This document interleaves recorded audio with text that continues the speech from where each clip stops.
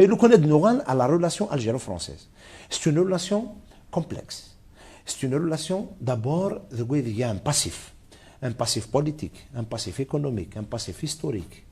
Mais il y a également le fait, et j'assume mes responsabilités, c'est que les relations algéro-françaises ne se sont jamais déroulées à l'échelle des États. Ils se sont déroulés à 2 étages. Le premier étage, c'est au niveau des pouvoirs. Ça ne se passe pas au niveau des États, ça se passe au niveau des pouvoirs. Le pouvoir français soutient le pouvoir à Alger. Le pouvoir à Alger finance le pouvoir français. On n'est pas dans des relations d'État à État. Deuxième, une grande partie des relations algéro-françaises sont sous le monopole des réseaux. C'est des réseaux d'intérêt. L'ambassadeur de l'Algérie de France, ou la maison de Westiksan, l'ambassadeur de France de l'Algérie, ou la maison de Westiksan. Et tout se passe dans les réseaux souterrains puissants d'intérêt et de réseaux politiques.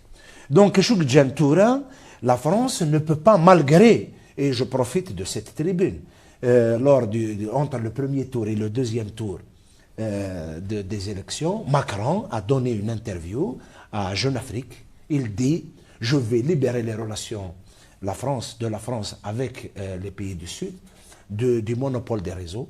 Je vais encourager la jeunesse. Je vais être du côté des forces démocratiques. Je vais être avec l'entrepreneuriat dans le domaine de l'informatique, dans le domaine des technologies modernes, dans le désenclavement de la région sud pour lui permettre d'avoir des processus économiques. Tout cela pour, au fait, protéger la rive nord de la Méditerranée des flux migratoires importants. Donc, le tout était de tout faire pour que les populations ne s'arrachent pas de leurs terres. Ils vont rester, l'Algérie, comme des Zaïre, comme des Tunis, et on trouvera le moyen de créer un échange. Malheureusement, à l'épreuve des intérêts, mais surtout de la complexité des réseaux économiques puissants d'argent, et devant les besoins immédiats du gaz, du pétrole et ils trouvent en face, Macron a les puissances occidentales en face. Ils ont trouvé un régime politique et là une politique extérieure simple. Elle consiste en quoi? Tout céder à l'extérieur et tout prendre à l'intérieur. Tout céder à l'extérieur, vous voulez le gaz, on vous le donne. Vous voulez le pétrole, on vous le donne. Vous voulez pomper sans limite, vous pompez sans limite. Et en tout cas, il ne faut pas trop vous impliquer dans nos affaires internes. Comment on fait les élections, on organise les élections comme on veut. Est-ce que les droits de l'homme sont respectés? Ce n'est pas votre problème. Est-ce que les libertés médiatiques, est-ce que la femme, est-ce que les enfants, est-ce que les partis politiques, etc. Tout ça, mais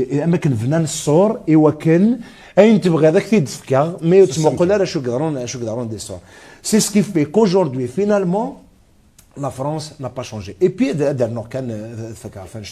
la position de la France a été marquée par 3 positions.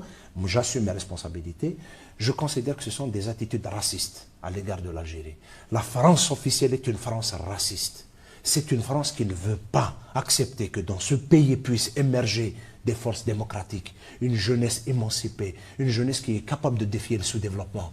Elle ne veut pas accepter cela. Je vais le dire pourquoi.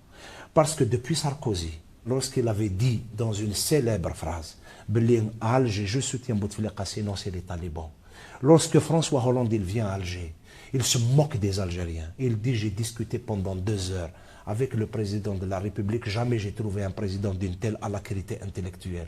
Et quand il y a un communiqué qui est publié à Alger par la présidence et qui dit que Bouteflika a eu un entretien téléphonique avec Macron pendant 45 minutes. Et tout le monde sait que Bouteflika ne parle pas. Bouteflika ne prend pas le téléphone. Bouteflika, il arrive à peine à s'occuper de sa propre personne, dans ses propres besoins personnels.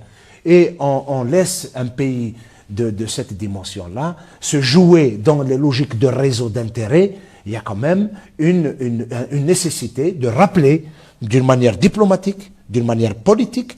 Et c'est notre rôle. C'est pour cette raison, personnellement, je m'investis à fond dans ça pour leur donner cette démonstration que dans ce pays, que l'Algérie que vous avez colonisée, a fini par se régénérer. Elle a régénéré une génération de jeunes qui sont là, qui sont capables de défier le sous-développement. Voilà.